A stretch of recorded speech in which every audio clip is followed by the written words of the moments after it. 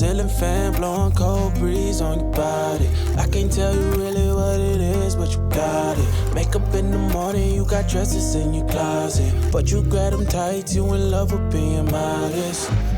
You a move body giving interviews, I'm just saying I'm amused, but you ain't even flexing. And you cool, tatted up, cover wounds, different vibe, you know improved, but you ain't even flexing, and you ain't gotta try too hard.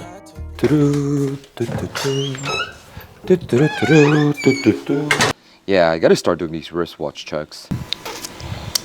Today I'm wearing my Rolex Explorer 2, the 216570, aka the Polar Bear. And this was my very first Rolex.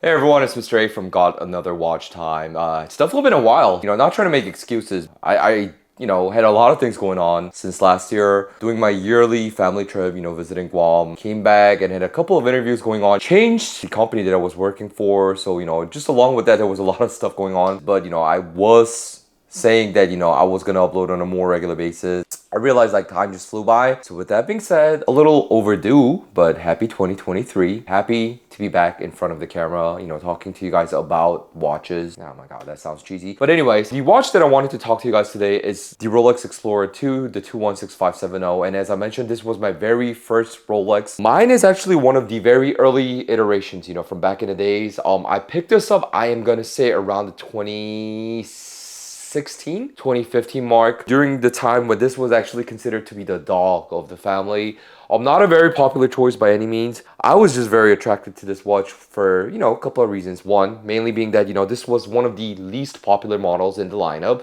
And two, of course, no one would ever guess that this is actually a watch, a high-end watch, so to say, that is actually in the Rolex family lineup. Now, with that being said, I've had this, watch for a very long time, over these past, course of years. So without further ado, let's take it into the studio so we can have a look at the watch together. All right.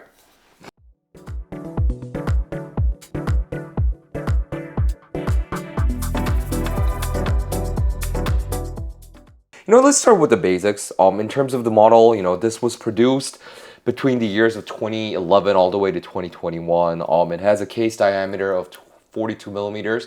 So it's considered to be on the larger side, in the family, the lineup of the Rolex sports watches. It's got the time, with the running seconds, along with the day display, as well as the GMT functionality, as I mentioned. And also, keep in mind that there's two versions to this model as well. There is this model, which is, with the white dial, more commonly referred to as the Polar, and there is the one that has the black dial, and that has a very more deep, in-depth kind of a look, more classic in terms of the general, I guess, Rolex sports watches. As mentioned, this is a fixed bezel, with the 24 hours 904L steel, and this has the Rolex caliber 3187, meaning this is going to give you the traditional 48 hours, or about 2 days, worth of power reserves.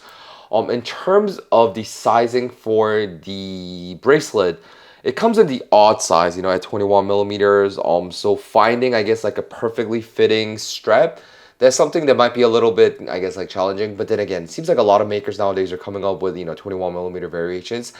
And I mean, just as a personal choice for me, I don't mind, sticking to the conventional 20 millimeters, having a little bit of wiggle, I guess, gap. Having this Polar dial makes it very, fun when it comes to strap matching, and it works really well in various straps, whether it's a leather strap or even a NATO strap, a rubber strap. This again makes it really easy to pair, and one of the, I guess, pros about owning an Explorer 2. So there was a model that existed before this, also coming in the same white and black variations, and that is the Explorer 2 model number 16570. The difference between our guy right here, the 216570, and that is definitely the diameter was different. That sticks to the more conventional 40 millimeters in size. And also the other interesting factor about that is that instead of this popping orange end that you see right here on the dial, that comes with a more traditional, very thin, I guess, GMT hand, and it also comes in a red color. Personally, for me, I guess, in terms of the design, I do definitely like that 40 millimeter as it fits better on my 6.5 inch wrist. However, this is more of a modern build-up, with the solid end links, the solid bracelets. And it comes, with this like modern clasp as well, which I find to be more suiting, I guess like for me personally, between two models. And yeah, this comes with the little easy extension that you're gonna see right here. In terms of wearability, it does sit very well, knowing that, it is a more thin watch. Definitely sits well on the wrist, makes it easier for you, to kind of like, go through your daily, I guess, like events, what else and what not. Just one thing to keep in mind again, that knowing that this is a 42 millimeters, it does wear large. And even for me, sometimes, I do feel like, this sits a little too big, I guess, like for me on my wrist. But then again, a lot of times for me, personally, I feel like this is a mixed emotions kind of a thing. It does sit very well, suits me really well, I guess, from like the feedback that I heard from my fellow watch aficionados. Just one of those easy wears for me. Again, goes very under the radar. Really just generally a great model that I can recommend for everyone.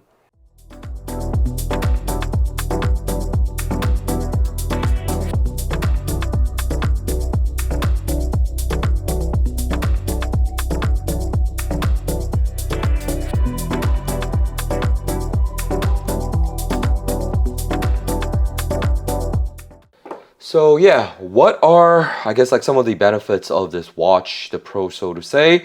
Very durable, again, made out of like the highest quality steel, from the Rolex family lineup.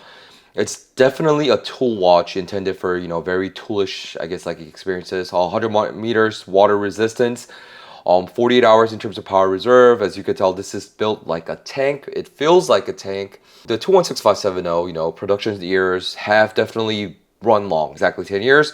And then one interesting thing about this model, which makes it really unique, is that, a newer version of this model came out with very, very minimal design changes. If you look at it, at a glance, you honestly would think that this is exactly the same watch. The power reserve has gone up on the newer model, with the movement, being more up to date, giving you the close to 70 hours in terms of power reserve. So this model definitely is a unique piece in that, it retains its originality in terms of the design.